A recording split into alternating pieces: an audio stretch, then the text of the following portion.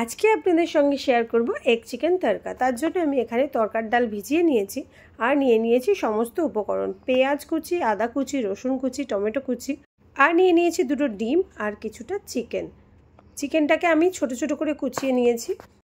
ডালটাকে কিছুক্ষণ ভিজিয়ে রেখেছিলাম, আপনারা অন্তত 3 থেকে 4 ঘন্টা ভিজিয়ে রাখবেন। আমি কম সময় ভিজিয়ে রেখেছি, তার জন্য আমাকে অনেকগুলো সিটি দিতে হয়েছে। এরপরে আমি অ্যাড করে দিচ্ছি পরিমাণ মতন জল। এরপরে অ্যাড করে দেবো কয়েকটা এলাচ আর কিছুটা নুন খুব বেশি দেবেন না, কারণ রান্না করার সময় আমরা আবার নুন অ্যাড করব। দিয়ে দিলাম পরিমাণ মতন হলুদ আর কিছুটা কাশ্মীরি লঙ্কা আর দুটো দারচিনির টুকরো।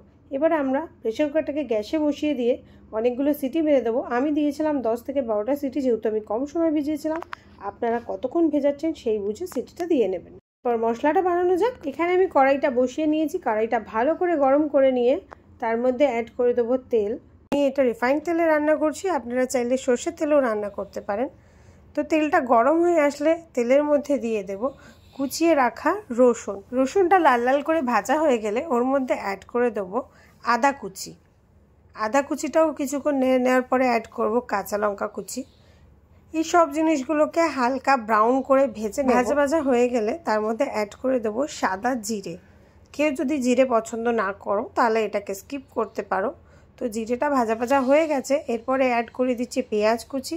পেঁয়াজটাকে কিন্তু আমরা বেশ ভালো করেই ভেজে নেব। গ্যাসটা হাই ফ্লেমে দিয়ে পেঁয়াজটা এরকম ব্রাউন করে ভেজে নিয়েছি। আরও একটু লাল লাল হয়ে গেলে এর মধ্যে অ্যাড করে দেবো টমেটো। দেখতে পাচ্ছ এখানে টমেটো অ্যাড করে দিয়েছি। এরপরে কিছুক্ষণ টমেটোটা ভেজে নেব। এখানে টমেটোটা ভাজা হয়ে গেছে। এরপরে আমরা কিছু মশলা এর মধ্যে অ্যাড করে দেবো। প্রথমে অ্যাড করে দিলাম ধনে গুঁড়ো। আমি এখানে ধনে গুঁড়ো 1.5 চামচ মতন দিয়েছি।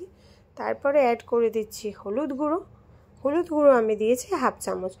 আপনারা যতটা কোয়ান্টিটিতে বানাবেন সেই অনুযায়ী আন্দাজ মতন দিয়ে নেবেন। তারপরে দিয়ে দিলাম কাশ্মীরি লাল মির্চ। এখানে কাঁচা লঙ্কা কুচি দিয়েছিলাম, যেহেতু অভিস্মিতা খাবে, ও বেশি ঝাল খেতে পারে না, তাই জন্য আমরা শুধুই কাঁচা লঙ্কা দিয়ে রান্নাটা করব। আর কালারের জন্য দিয়ে দিলাম কাশ্মীরি লাল মির্চ। আর এরপরে অ্যাড করে দিলাম স্বাদ মতো নুনটা ভেবে চিনতে দেবেন, কারণ এর আগে আমরা প্রেসারে সিটি দেওয়ার সময় আমরা কিন্তু নুন অ্যাড করেছিলাম। যদি অনেক বেশি দেন তাহলে কিন্তু খাওয়া যাবে না। তারপরে দিয়ে দিলাম কাসুরি মেথি আর মশলাটাকে এবার ভালো করে ভেজে নেব। মশলাটা কিছুক্ষণ ভাজা হয়ে যাওয়ার পরে চিকেনটা এর মধ্যে অ্যাড করে দেবো। চিকেনটা এর বেশি পরে অ্যাড করলে চিকেনটা কিন্তু কাঁচা রয়ে যাবে। তার জন্য এই মশলাটা ভাজতে সঙ্গে চিকেনটা দিয়েও বেশ ভালো করে কষিয়ে নেব।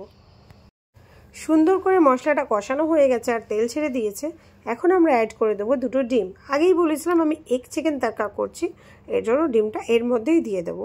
ডিমটা যদি আপনারা আলাদা করে ঝুড়ো করে ভেজে দেন তাহলে অতটাও ভালো লাগে না, আমি সেটা করেও দেখেছি। তার জন্য মশলার মধ্যেই একেবারে ডিমটা দিয়ে বেশ ভালো করে কষিয়ে নিচ্ছি। গ্যাসের ফ্লেমটা হাই করেই রাখবেন, তাহলে ডিমটা সুন্দরভাবে তাড়াতাড়ি মিশে যাবে।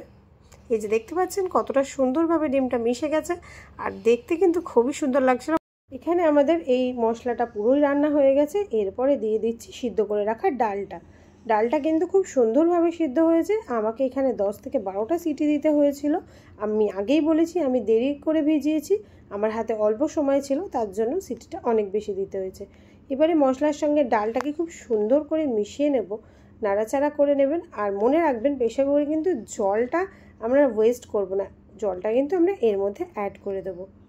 জলটা দেওয়ার পরে কিছুক্ষণ নাড়াচাড়া করে নেব আর এটাকে ফুটতে দিয়ে দেবো। এটা যতক্ষণ ফুটছে ততক্ষণ পাশে আমরা আর একটা স্পেশাল তড়কা রেডি করে নেব। এখানে হাই ফ্লেমে দিয়ে ফুটিয়ে নেবেন যাতে জলটা তাড়াতাড়ি করে টেনে নেয়। আর চলুন বানিয়ে ফেলি। এর মধ্যে ফ্লেভার আনার জন্য পাশে একটা মশলা। এখানে আমি নিয়ে নিয়েছি ছোট্ট একটা তড়কা প্যানটাকে গরম করে নিয়েছি আর তার মধ্যে দিয়ে দিলাম ঘি। আপনারা এখানে ঘিয়ের বদলে তেলও ইউজ করতে পারেন। আমার কাছে ঘি ছিল আর ঘিয়ের একটা সুন্দর ফ্লেভার আসে, তার জন্য আমি ঘিটাই অ্যাড করলাম আর সামান্য একটু তেল দিয়ে দিলাম। তড়কাতে কিন্তু এখনও পর্যন্ত আমি খুব বেশি তেল দিইনি। এই জিনিসটা তৈরি করে ওপর দিয়ে দেওয়ার পরে দেখতেও সুন্দর হবে, কালারও হবে আর একটু তেলও ভেসে থাকবে।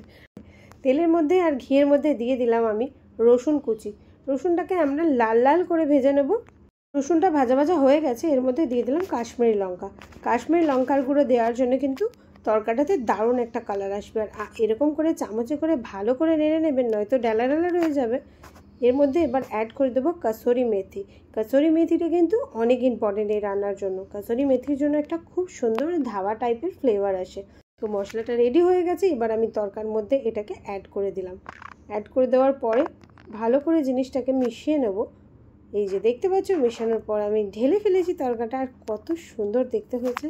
কিন্তু খেতে কেমন হয়েছে এটা জানার জন্য ভিডিওটা শেষটা তো দেখতেই হবে। এই যে অভিস্মিতার প্লেট রেডি।